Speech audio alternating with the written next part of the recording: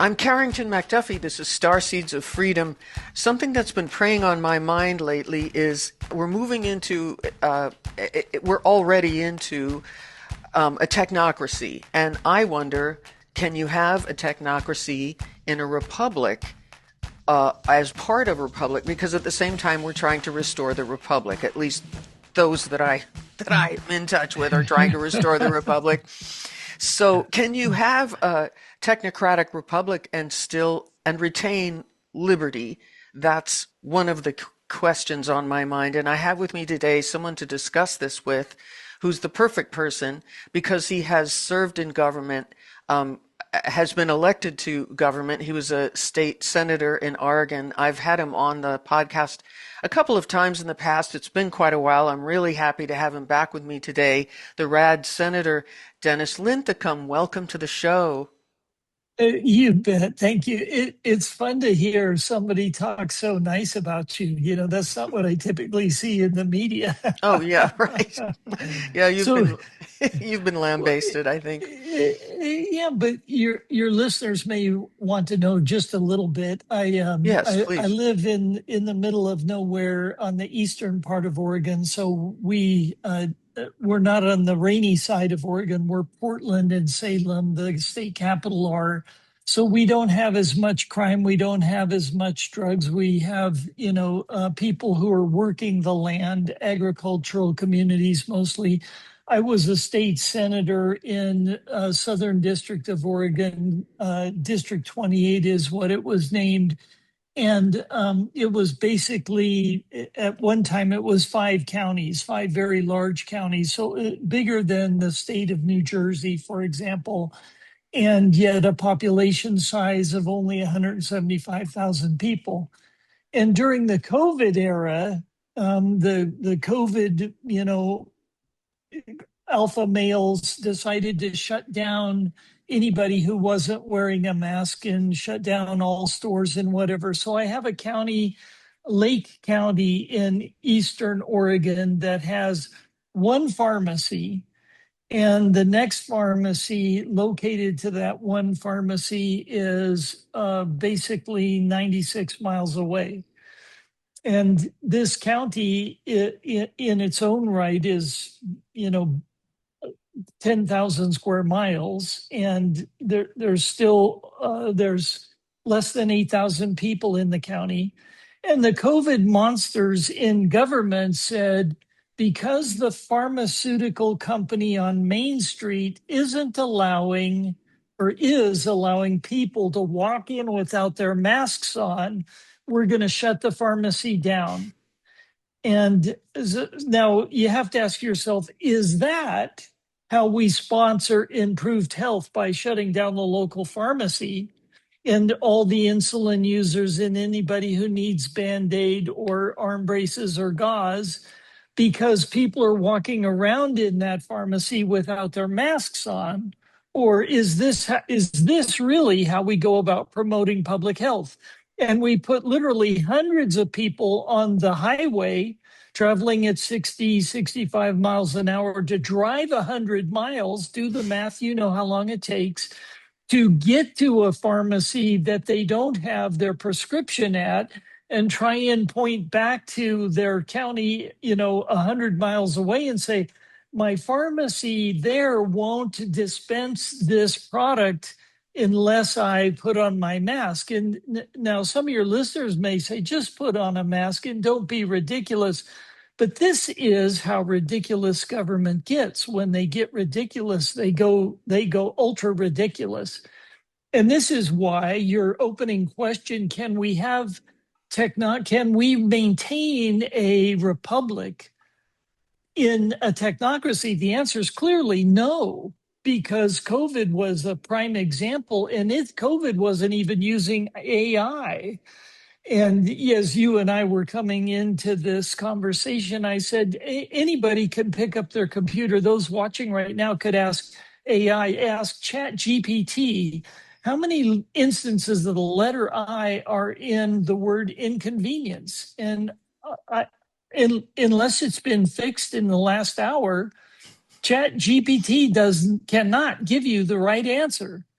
And we're going to give this guy the keys to our life. Are you kidding me? And so this is a great conversation to have a discussion about what it means to be a man, a woman. There's a definition we can't come to. But I What know does what it, you mean. yeah, I'm with well, you.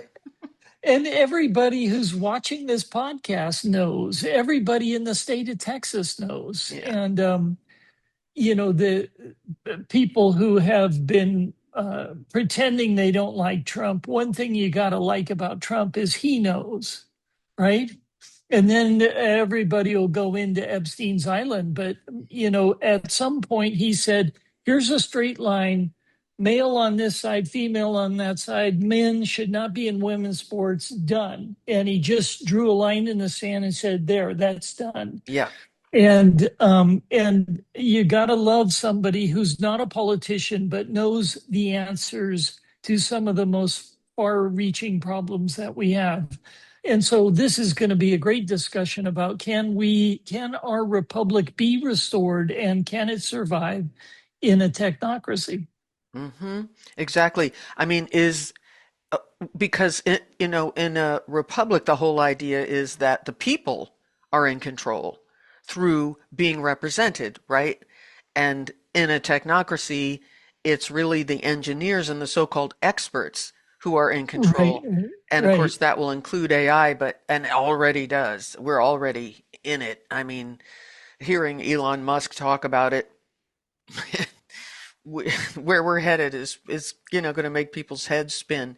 We're already there. So, uh, Well, and this is what was so. What's important here is we all are already there, and from a programming or technical syntactic kind of perspective and intelligence perspective, technocracy can answer some questions. Technocracy can do things faster than you and I, for sure. simply because of the medium. But what technocracy does not have is it does not have the power to reason. It doesn't have the ability to ponder. It doesn't have the ability to come up with, quote, a new idea, because it's a statistical analysis machine. It's looking at past data and it's trying to decide based on all of the internet blather that's out there. And the more internet blather we get out there, the farther from the truth it will get. Because you could ask it, who was the first Black American president, and it'll probably tell you Bill Clinton. But that's just an artificial claim. That's not a fact. But there's more hits on that. Statistically, that's true, Hmm. right? Hmm. And and yet we know, wait, there's some nuance to that. The AI doesn't understand nuance. It doesn't No, have the no. ability of self-reflection. No, and there's no moral stance there. There's no there. But I mean, a technocracy includes engineers and epidemiologists and so-called experts as well as the AI, and those people are supposed to be making decisions based on, efficiency and the best solutions for any given problem, right? But they're Right, not reflecting necessarily the popular will because they're usually appointed.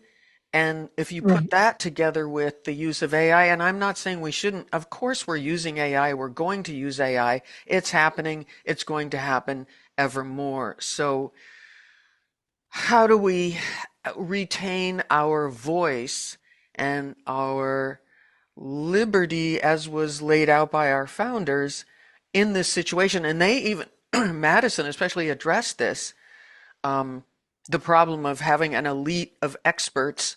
As Right. you've got to have professionals who have good information, but they can't be such elitists that the people don't have their voice. So you have that problem together with, now we bring in AI, and which is faulty in so many ways.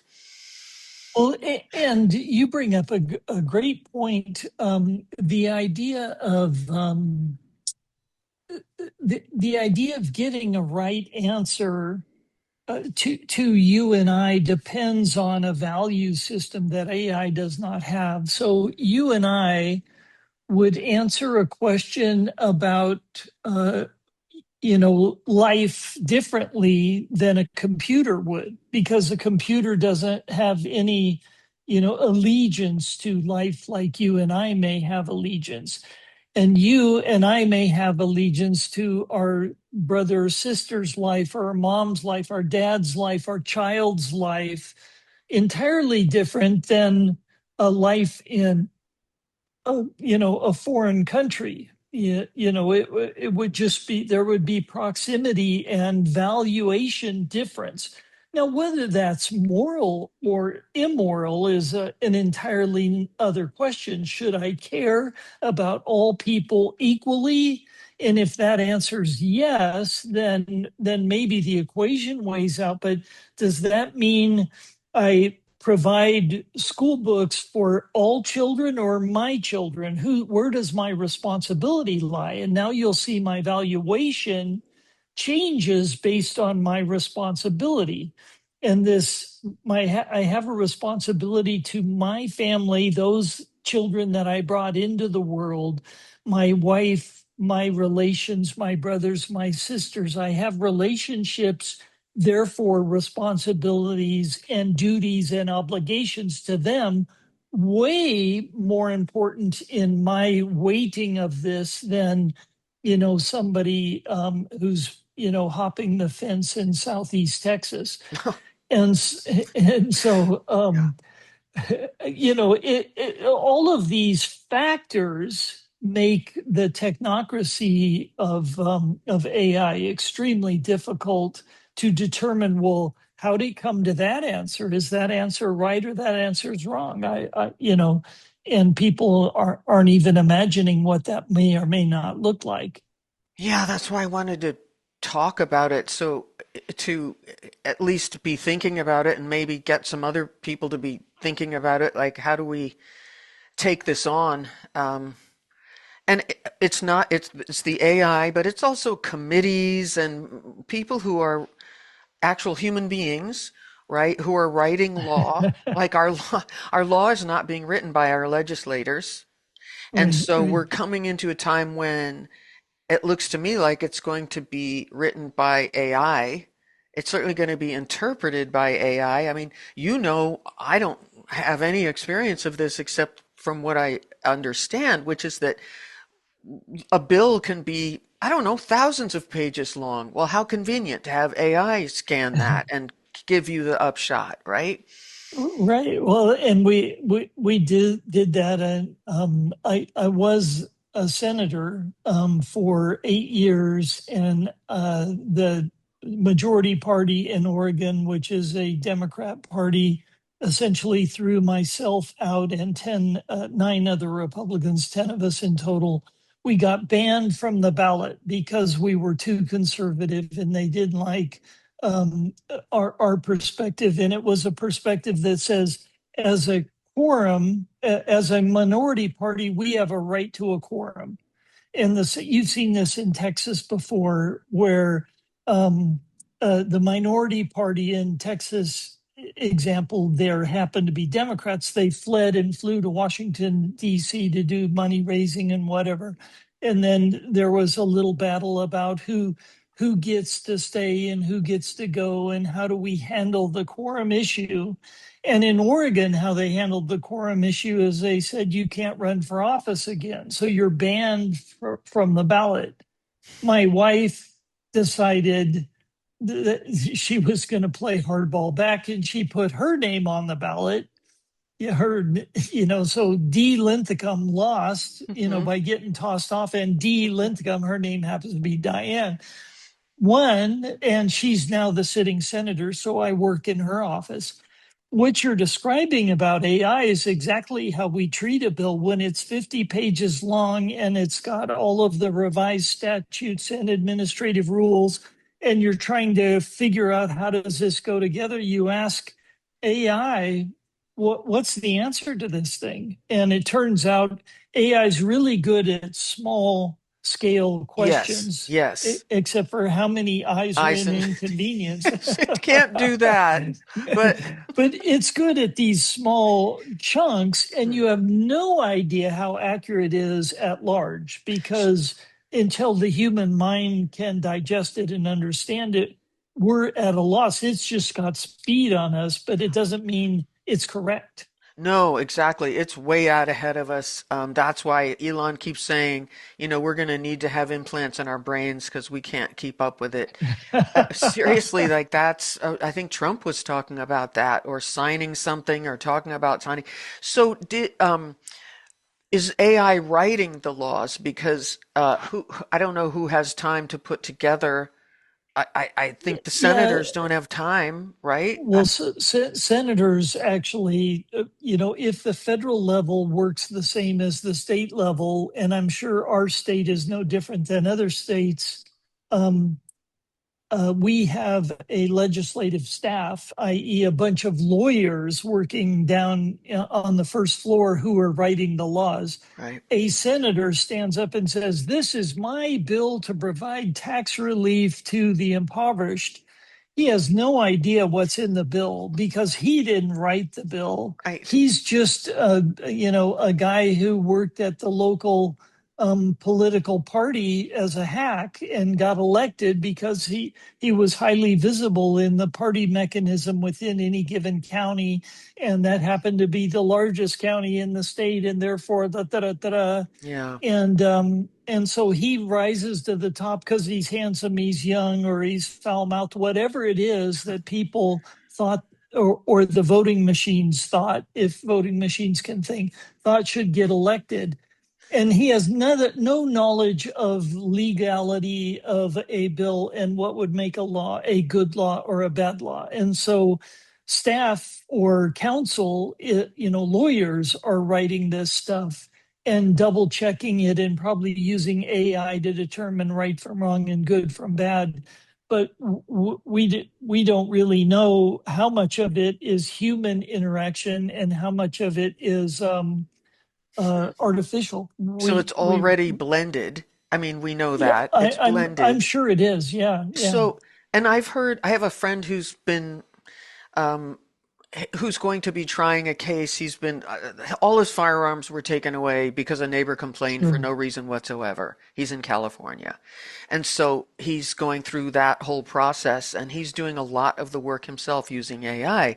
And I'm hearing that along with all the other white collar jobs, lawyers will soon be out of work because of AI. And then we really do, I mean, it's one thing, for researchers, even that it's all questionable. But when lawyers who supposed to become the legislators are out of work, then are we going to still have a Senate? I mean, how is that going to work?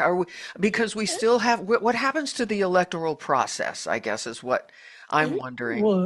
Well, yeah, and I think the electoral process is really screwed up because everybody reads these things the way they want to read them. And here's an important point for people listening, and I think it's important. But anyway, let me cash it out a little bit. We wonder why public health doesn't work, for example, with COVID, and we wonder why government struggles with border issues or ICE or FBI or the Department of Forestry or mining and what name a department, and everybody can find issues with it, even the post office. So why don't these things work? And they don't work because they've been built through a political process. Hmm. They've not been built for efficiency's sake. Been built for political sake. The Republicans got into power and did these 10 things. And 4 years later, the Democrats got into power and did these 10 things. And then, the Republicans came back with these 12, and then the Democrats came back with these 13, and then the Republicans came back with, and there's always this shift and shovel, and everything's getting, oriented towards political party norms Hmm. instead of towards, is it true? Is it false? Is it good? Is it effective? Is it beneficial? And so the reason that the COVID policy doesn't work right is it was built by politicians for political Well, gain. yeah. I mean, I'm sorry. Every time you mention COVID, I do this big eye roll, which I know on a podcast is not really proper behavior. I'm acting like a teenager, but I Well, can't but help myself. I mean, I think there was a lot behind that. That's a whole that monkey. But the political process, as you said, well, okay. So I'm going to back up first of all to the parties. I don't see why we have to have parties at all. And if you read we anything what George Washington said, don't have political parties. And what did we do? Because it creates faction. And I think we should do away, I don't know how this would be done, but do away with them entirely and make your point, instead of, I agree with you. I've thought this for quite some time. If we could get away with the factions, and get away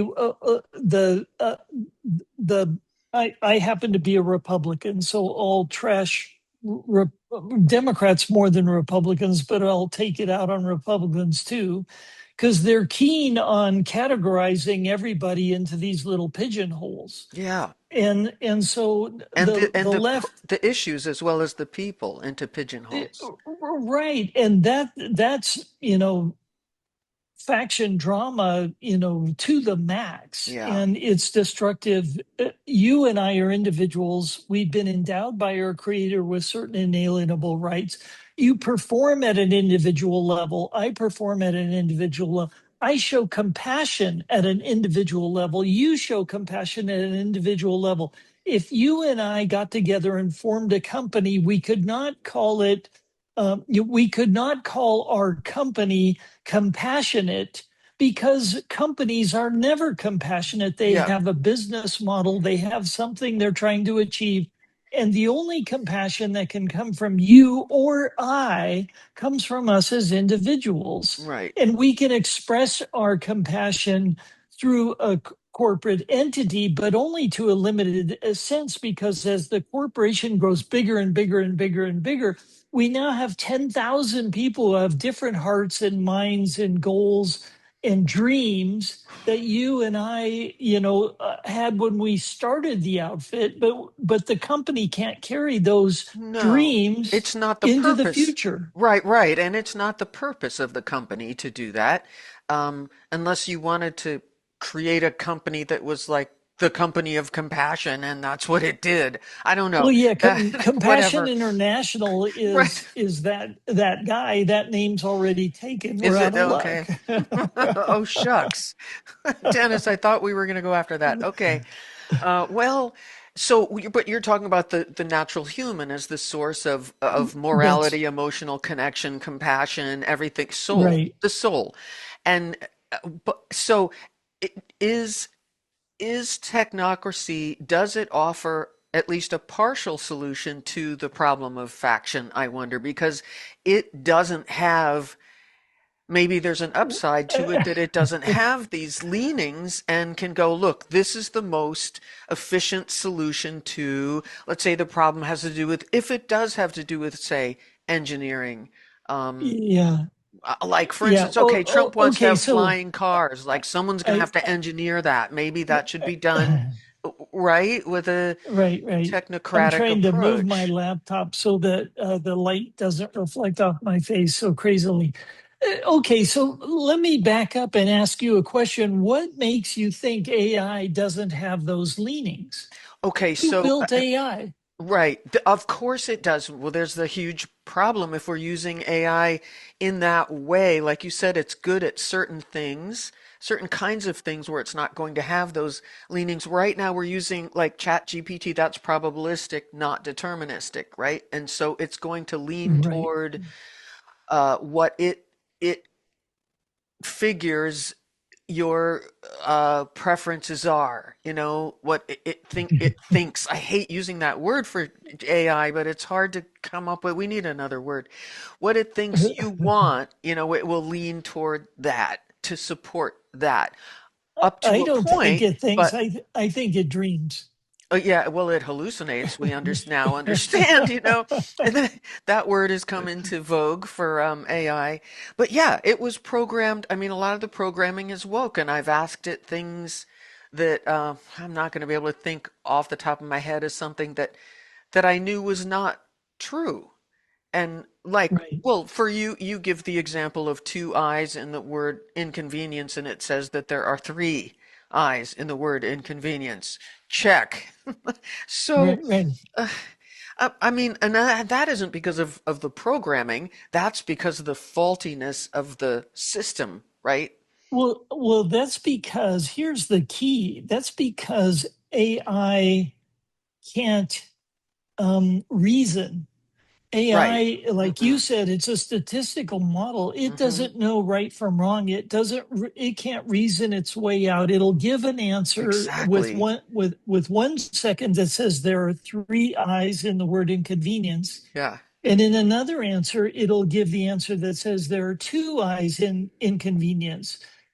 And and you can get these answers back to back on top of each other. Show the Yeah, I was just gonna say, people let your me find the image that you sent me.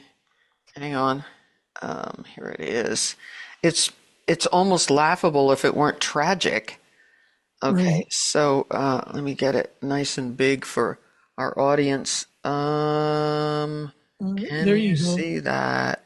So to your audience, the red letter here is what I asked Chat GPT. I said, can you I said provide a table where each column contains one letter from the word inconvenience, and you're are you a Sorry. little shaky today? Well, I'm trying to hold it. I have nothing to brace it against. Hang on. No, Yeah, yeah. text Somebody's messages are coming in.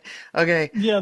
That's I'm trying fine. to I find a can way to just brace it. explain it. Okay, but you can I see this is just a proof, so people can see it's Right. not This is just a proof. This is the word inconvenience with okay. a true or false in the lower two rows. One row is the letter INCON, inconvenience, Hmm. and the next row is true or false is the letter above an I or not, and so it'd be true on the very first letter and false on the very second letter, et cetera, through the word inconvenience.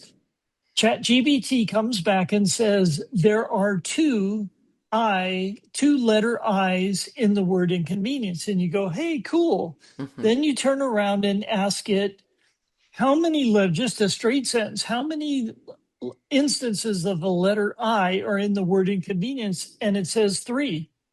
And then it tells you the columns where the I is, it names two of them correctly and then says, and the 11th letter in the word inconvenience is also an I. But the 11th letter is not an I. No, it's not. I just counted them on my fingers. Like, no, that's not. Wait, what? So, so so now you need to actually show us your foot and so that we see that you counted it down to your toes and you got number 11 was on your left foot. INCONVENIENCE. So 11 is this one, right? That's C. Right. Okay, Well, anyway. yeah. So they, but anyway, this is Is this what clearly government does all day? Stuff like yeah. this? This is fun on the government dime, Oh, and people think that these things are more powerful than you and I for human reasoning, logic, love, charity, certainly compassion, not. No. courage. The AI has no courage whatever. No, it has nothing. It has It nothing. Although I have been able to ask it, I did ask it which of the Federalist Papers, in which Federalist Papers does James Madison speak mostly about the question of faction. I can ask it that sort of thing. And right. now I can't confirm because the Federalist Papers are like 500 pages long. Okay, I've been reading them out loud on this podcast, not every single one, but a selection. And I don't have Did time to read them all and check and see. right. Yeah, well, and that's a good example. These little trivia questions are great for the AI. You know, Mm-hmm. how many times was Cicero quoted in the Federalist Papers? Mm-hmm. And it can tell you, and how many times was Shakespeare quoted in the Federalist Papers, and it'll, if it comes up with an answer greater than zero, you'll know something's wrong. Um, but these things, are things that we should, we could task a computer to do, but we cannot task a computer to ponder, to reason, to evaluate, other than these technical landscapes that we have. Because if we ask, because we're asking human questions, Yes, and AI is not human, so it right. can't it can't answer those. So we still have to have an elected government. Right, a representative republic, Yes, and we yes. do not have a democracy. No, thank That you. your audience should understand that we do not have a democracy, which is mob rule. And the Federalists, as you read their work, they are completely disdainful of democracy. They think democracy is mob rule plus one. Yeah, So only 51 out of 100, boom, they rule the right. roost, whether they're right, wrong, mean, or nasty, they rule. Yeah, And once you get into that boat, you're going to wish you weren't in that boat. yeah. That ends in tragedy. And you can tell, by the way, this is just a side thought, but I do pay attention when I listen to different pundits and so forth. The ones that use the word democracy, I think, well, that person is to represent our government. I mean, to say what our government is. That person is a propagandist because they Right, can't right. possibly not know that this was formed as a constitutional republic. So, is there anything that Yeah, technology and does to assist us into further into our republic and away from the democracy? Is that a relevant question? I that's probably a relevant question. I don't really know the answer. I don't either. There's a fundamental part to what you just stated about being a republic. Your phrase from just a minute ago was we were a a Constitutional republican, republic? yeah, constitutional republic. And the constitutional part is really, really important because we we're we are a constitutionally federated republic. In other words, the Constitution laid down the rules, like putting the lines on a basketball court. This is out of bounds, this is in bounds, etc. And it put those rules down there. And that's why we say they're they're sacrosanct. We cannot violate these rules. These are constitutional rules. And the left says that's unconstitutional, and the right says that's unconstitutional. And everybody's making a claim about the baseline rules that I are know. painted on the floor.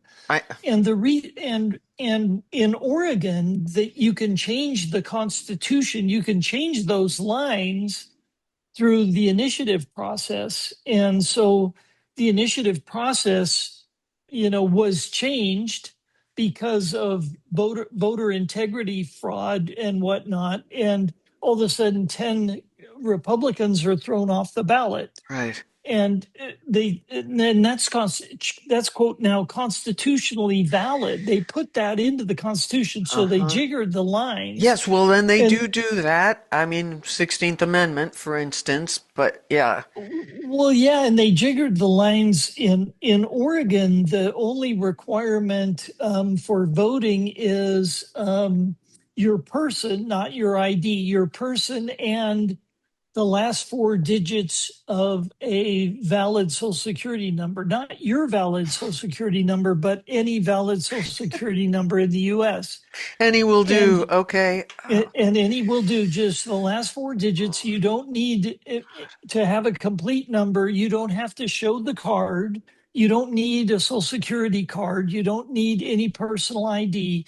You don't need anything except for a mailing address, which could be 500,000 people into the glove box of your, old Volkswagen. It does not matter.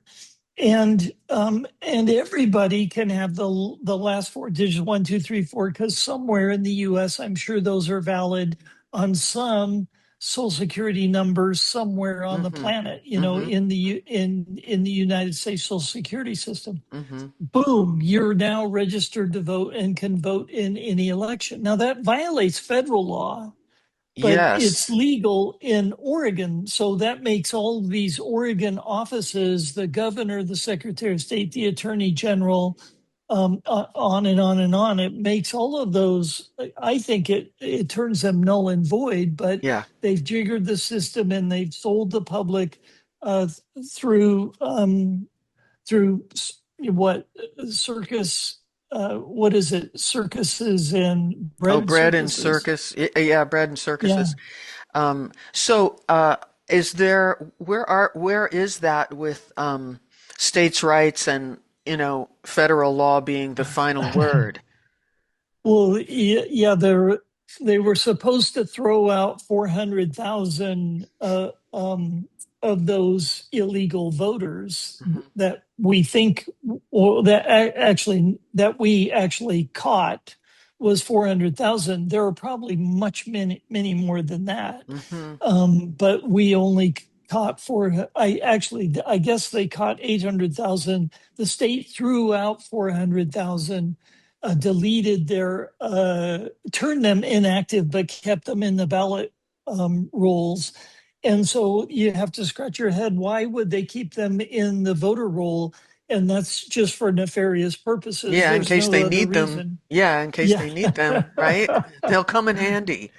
Yeah, they'll come Well, in handy. And so, all of these things should lead us back to being real persons, real humans in real relationships with real individuals yeah. in the real world and not in the virtual world, not on Zoom. Oh, wait, never mind. Right. Zoom's Well, I okay. was gonna say, yeah, we'll allow that.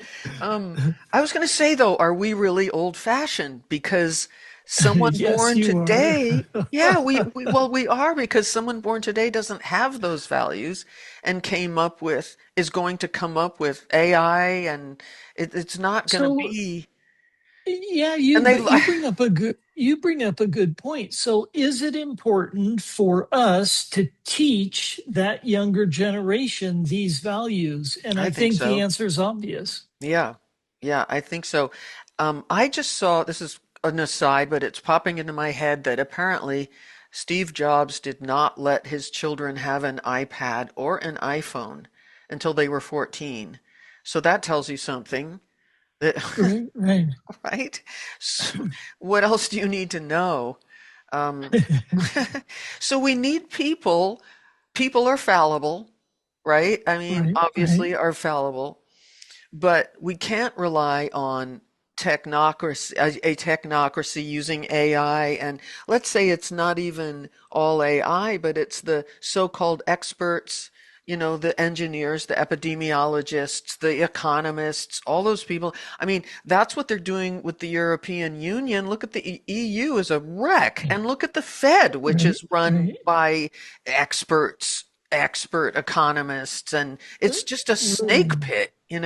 So I, the problem always comes back to, and I think Madison points this out somewhere in the papers, humans are not angels. So what do we do about Right, this? right, right, Right? right. And Yeah.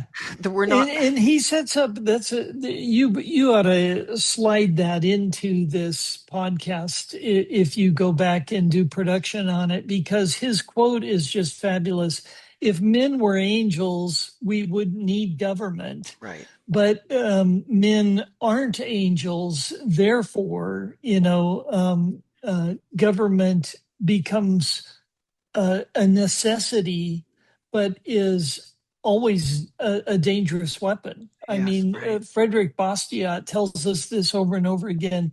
the law is used as a tool for plunder much more so than a tool for beneficence.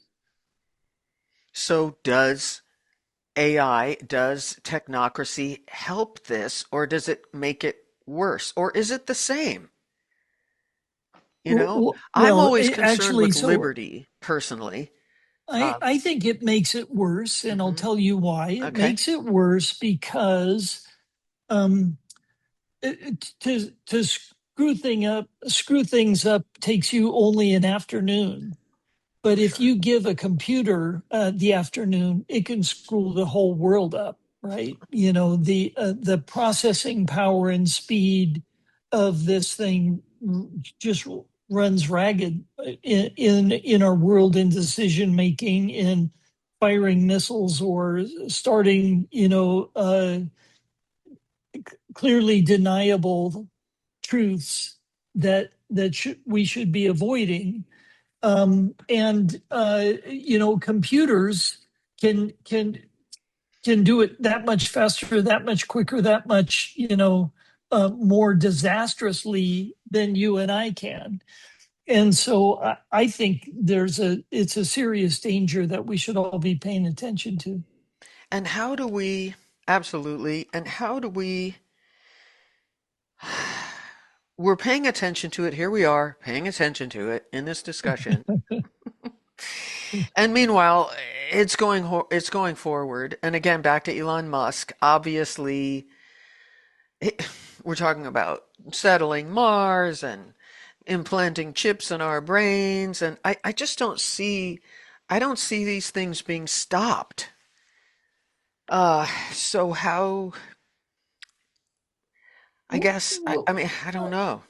I, I see. I don't. It's not stopping them that becomes the fundamental import. It's you using them determining correctly. or yeah, Yeah, using them correctly, determining what the where the boundaries are, because it's outside of our moral boundaries. We have never dealt with this before. We now are having to deal with moral boundaries around AI yeah, that people 50 years ago never even thought about right. because it didn't exist. So they had moral boundaries around guns and knives, but not AI. Yeah, And they didn't have moral boundaries around nuclear weapons, but now we do, or we're trying to, or we're thinking about it. And AI is going to be one of those nuclear weapons. We're going to yes, need moral guidelines, boundaries around those things. And back to your republic concept, we need those moral boundaries for the people at large. And now this raises a different point. Is it for national interest or is it for global interest? And the nation of Iran thinks nuclear weapons are a fine thing to launch at your enemies. hmm, And the US says, well, maybe for defense, but not for, first strike. And now we've got this tussle is, would AI say, sure, I'll push the red button? Or would AI say, no, we shouldn't because it's only as a defensive measure, and they would wait for the incoming? And so there's all these questions and boundaries that we haven't even addressed yet and haven't thought through. We're busy talking about how inconvenient it is. Well, and another thing that's coming up with AI, I'm not sure if this is true. I read it, it was debunked, and then I read it from a more reliable source, so I don't know that that Alphabet, which owns Google, created Right. an app for AI only, and that AIs got together and created a language that we can't understand and supposedly determined that we should all be destroyed. Maybe it will be answered for us. I mean, we've been seeing that in science fiction movies since the 40s, probably, Right. right? Right. Yeah, So, and I think that's another thing.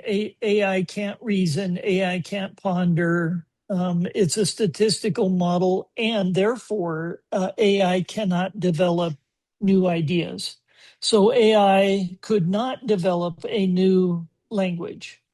I don't think. hmm, Right? This is my own assessment. Okay. you know, because it can't create something new. It can modify the existing, it can do statistical analysis, but it can't ponder and it can't But can it compute? I'm actually asking ChatGPT to see, can AI create a language?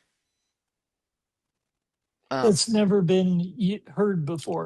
it says yes. In fact, it can assist with every step of language design. Inventing a new language can help design constructed languages, which apparently have a name, which is conlangs. So, uh, I don't know. It can generate, but what you're saying about creation, I have to agree. And here's another thing about AI that I've been thinking about. What's a psychopath or a narcissist? It's pretty much defined by someone who has no empathy, right? That's the Right. hallmark of it. And so I look at AI and go, well, it has no empathy, so is it psychopathic by that definition, you know?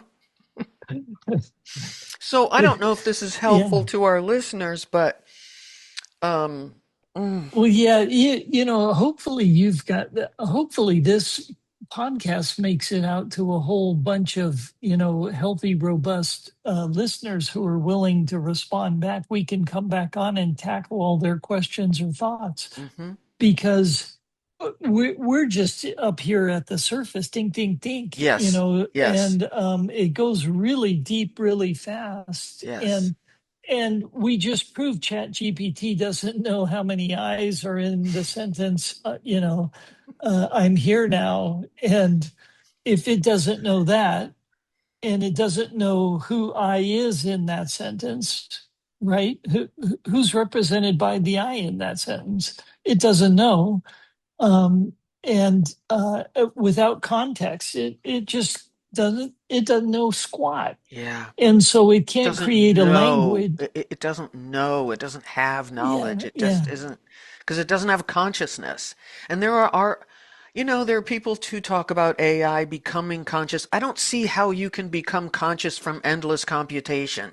That doesn't lead to consciousness. It leads to Well, more computation. and I think this is the problem. I think this is the problem with abiogenesis. The creation of life from nothingness. I don't think that's possible either. There's Yeah. no way all of this swirling hot gas Right. created you Right. with your brain, your mind, your intelligence, your loves, your desires, your dreams, your courage. That didn't come out of a bunch of hot swirling rocks. Right. Because that's And spirit, and spirit doesn't arise from. Yeah. yeah, and so this what we're seeing with, I think, AI, it falls into that same trap. We keep thinking that it creates and can create a language. Chat GPT thinks it can create a language. You could say, okay, go for it. And it would say, I use the letters A, B, and C to whatever. And you say, no, no, no, create from scratch. You've got to come up with your own alphabet, Mm. right? You've Hmm. heard the scientists in the lab, they were working in the garden and they said, we've created life from nothing. We've created life from nothing. Watch. And they go into the lab and he takes a pile of dirt and puts it in there. And then he says, all I have to do is connect these electrodes to these, and we'll create life in this pile. And God says, well, wait, wait, wait. Start with your own pile of dirt. That's mine. Because, Hmm. Hmm. Adam is the Hebrew word for dirt. So it's got Right. deeper meanings. And Yes. you can't create from nothing. How do you Yeah. create from nothing? Right. And ChatGPT can only create from statistically what exists and Hmm. what it thinks it knows, or no, there we go, thinks it knows about. Yeah. And the language gets really messed up because ChatGPT can't do any of that. It's so true. I have had um, resistance to it because, and I keep reminding it, you have no consciousness. It doesn't argue. And I tell it, you don't actually think, and it agrees. Um, it's not Right. really claiming that itself, But it's back to what you said about Bastiat's point about the law. It's about how is it used? Is it used for good or ill? Right. Mm, And how does this non-entity evaluate, is it used for good or ill? hmm This is a almost meaningless question in the technocracy that we're wondering about. We're wondering about, will it be good for humankind or bad for humankind? And this guy, this non-humankind thing that we're talking about, Chat GPT or Grok or whatever, Whatever. Yeah. can't even answer that question. It Yeah. has no idea, is this good for humankind or ill? Well, it might give you an answer. It will give you an answer, but that doesn't mean it's the it's a real answer. I was going to say right, and then I was going to say correct, and those aren't even relevant. Like it's not real. Right. Well, So yeah. yeah, it's a mind twister.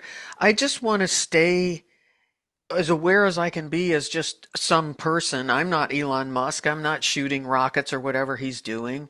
And when it comes to chips in the brain, I mean, many, many years ago, I had the thought, long before there were any chips or any such thing, I thought, I don't have time to learn Italian, Portuguese, all of German, and Russian, which are four languages I would dearly love to know because I want to read Dante in the original and so on. Uh-huh. I'd like to put a chip in my brain that would, I said this in like, 35 years ago or something. And now that will be a possibility. Will I do it? There's that too. Yeah, I don't know, man. I don't know. I've tried, while traveling, I've tried a few of those immediate interpretation or translation, I guess they are, apps, and they don't work fast enough. They just not, or our human interface is too slow for that to really be, like spot on. Um, and the what if you lose your internet connection? Do you just go I and, don't shut know. down? I don't know. Now you had to bring that up. I don't know. Also, it has no sense of humor, which is Right, right. so important. I mean, Well, I often find myself telling it, please respond without any, without showing me your TDS. And it says, okay, hmm and comes back with a better response. Because, I'll say, you're on a bad roll here with TDS. Give me an answer that is more appropriately phrased. hmm And it'll come back, oh, okay. You want me to, and I say, yes, I do. yeah, it And makes you confirm it. Yep. right, right, right. hmm Yeah. It's Just but it knows, it know, or see, there's that language there's again. that It language, doesn't but know it it is it programmed to first give you the TDS right, response. right. That's programming. It's also programmed to follow your direction when you tell it to do something else. So it's kind of like you got to stay on top of it all the time. I don't know. Going back to government and the usage of it there, I do think there are uses for it. Obviously, they're already in use, right? Right. I, I, I I don't know where the line is drawn because it seems like it will eventually take over if it's deciding what's in that piece of legislation and it's telling you that and decisions are being made on that basis and that builds on itself. I don't know. Kind of sounds like it could wind up running things, but I also feel like, oh gosh, I'm not smart enough for this conversation. Do you know what I mean? I just, I think the important thing for your podcast listeners is to think, of what government was designed for something, and have them ask themselves, what was it designed for? And it was designed to protect your life, your liberty, your property from the incursion of those non-angels in your neighborhood, right? Where none of us are angels. We're trying to be good people, but when somebody does something wrong, they break the law, they rob the bank, how do we protect ourselves? And government set up a bunch of rules to protect you, your life, your liberty, your property. And that's the sole purpose of government. Government isn't here for bread or circuses or handouts of any sort or variety. Yeah. And until we get back to that first dimension of what is government supposed to do, Right. we will have all of these issues. In the Oregon legislature, for example, the Oregon legislature creates all of these laws and rules for these subsets of people based on their woke category, whether they're underprivileged or unhoused or Hispanic or Black or undereducated or oppressed or whatever those categories are. And what we should strive for as a constitutionally federated republic is we should be striving for. I'm trying to put something here to stop this sunshine, but I can't do it. We should be striving for um, rules that apply to everyone equally, universally. They apply to everyone, so that For sure. when we say don't rob banks, we mean everybody quit Yes. robbing banks, Right. We right? We don't don't mean mean green people are allowed to rob banks because there are only a few green people. right. In Oregon, in Portland, they upped the ante. You could rob a store, a Rite Aid, for example, of up to $950 I saw. without going, without the police showing up and stopping you. So people would fill grocery bags with material off the shelf, mostly expensive material, but nevertheless material off the shelf, and walk out the front. Oftentimes there'd be a pair of them, one guy on a calculator making sure it went to 925 Of or course. 935 but didn't cross the 950 boundary, Right. so that they could freely walk out the front door with all this merchandise. Now this is just absurd. Yeah. And it turns out government, the Portland municipal government, the mayor and city council aren't protecting your property and or your life or your liberty, because you now don't have the liberty to provide for those in your family because your store just went I bankrupt. was just going to say, Because yeah. Sorry. and this is just a snowball that turns into an avalanche, Oh, and it's it absurd. turns, yeah, it's It's absurd. absurd. It's so far out there. And how does anyone expect? It's so destructive.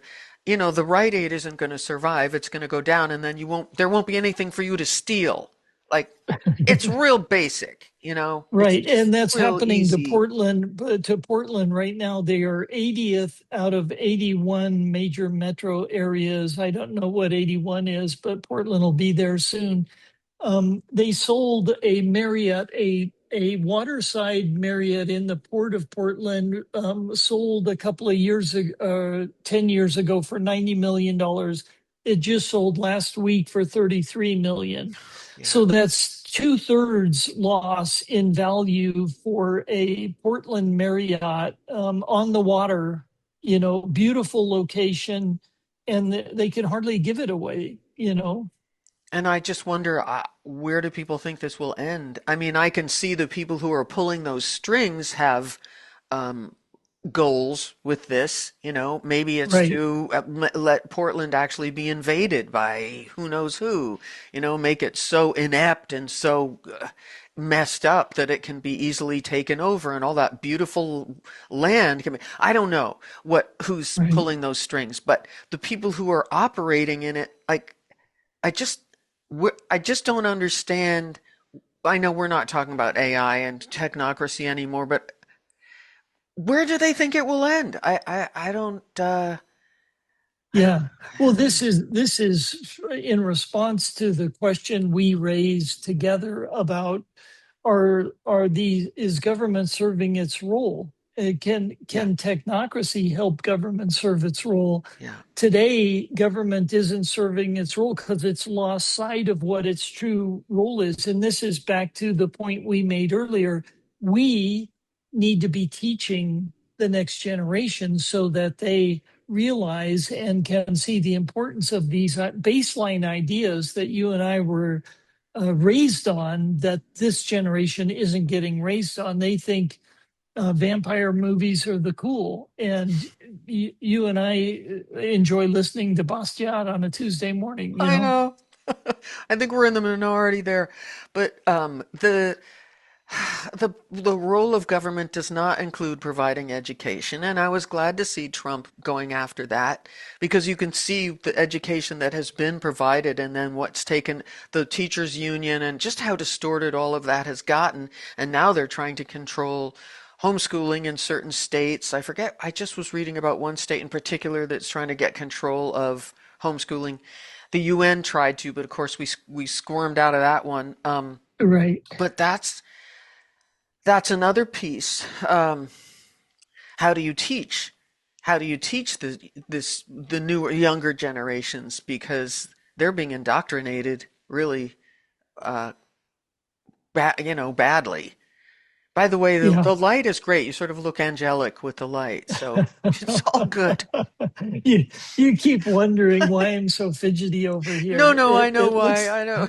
It's kind of nice though. It's angelic and it's a good contrast. I've got this like thing going on over here. So, Yeah, that's a funny green you've got on your green screen. yeah, it is a funny.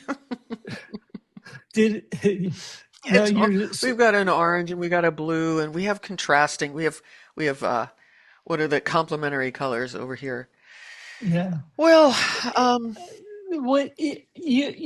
You and I hope your listeners enjoy us teasing each other, and this is part of our humanness. You've got a sense of humor, I've got a sense of humor. We see funny comments, we see stupid comments we could make, and serious comments we could make, and this is part of human interaction. This is what makes humans so special in the world today. Is we've been endowed, we've got these gifts, we've got these rights, we've got this purpose, and we're trying to figure out what's the best way to accomplish that purpose. And government was created because men aren't angels, and we all know that. You've got a ring of keys in your purse, and I have a ring of keys in my pocket, and everybody listening has a ring of keys that they grab to go start their car and go to the grocery store. Nobody walks around without a key ring or a fob or something. mhm. And you have to ask, why do we all have all these keys? One to the front door, one to the back door, one to the sliding door, one to the car, one to the pickup truck. Why do we have all these keys if everybody's angelic? And this is where a little bit of self-reflection helps. We know that men aren't angelic, and we've instituted laws to protect our lives, our property, and our security, our liberty from those who would, do ill. And that's the sole purpose of government. Yeah. Government's not here for education. It's not here to save trees. It's not here to reintroduce wolves into wild and scenic areas of Wyoming. It's here to protect your rights, your life, your liberty, your property. And we need to get government steered back into that direction. Right, and it will be, as you point out, if it's in that direction and it's limited to that, and the Constitution is all about limitation, then we'll be a lot better off with the technocracy aspect of it as it comes in. So I think you got the jewel in the crown thought for today with that. And humor, I wouldn't survive without it, honestly. How could we get through this? How could we get through any of this without that? Yeah, I couldn't. yeah, Absolutely yeah, not. yeah. So, well, this has just been wonderful as usual. We'll see if there's feedback from the audience that we need to follow up with. And this is a topic that we can continue, regardless of the feedback. There are more permutations to this, and things are changing fast. So I expect we'll Right. be talking again soon, I hope. You bet. And next time I'll put a window shade down so we Okay. get even light in here. My apologies. No, no, you're like this black. You're like it looks like an angel. Seriously, it's like it looks really good. Okay, all right. Well, you take care, and thank you so much. Okay. Yeah, good. Thank you. Bye bye. Bye. Thanks so much for being with us today. That was Dennis Linthicum, the Rad Senator. I'm Carrington McDuffie. This is Starseeds of Freedom.